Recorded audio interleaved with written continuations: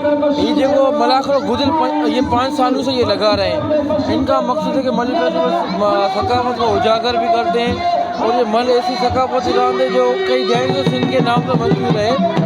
तो आप समझते हैं कि इतनी बड़ी तादाद में लोग जमाए तो क्या ये जो एक जैसे दूसरी रानों को खेलों को लोग देख पसंद करते हैं, क्या इसको भी इतना पसंद किया जाता है और अपने ख्यालत का भी इज़हार करें इस हवाले से। शुक्रिया सरवर मेमन साहब। सबसे पहले बात यह है कि ये मलाकड़ा सिंध की पहचान है। खेलों के हिसाब से सिंध की सकाफती ये जो है ना खेल है और सिंध की पहचान है। इसको सब सिंध के लोग बहुत पसंद करते हैं और इस पर जो है ना आप ये तादाद देख रहे हैं यहाँ पे कितने लोग सिर्फ एक छोटे से गोट में जमा हैं और इसको एंजॉय कर रहे हैं। इससे मतलब है कि ये मलाकड़ा से मोहब्बत करते हैं।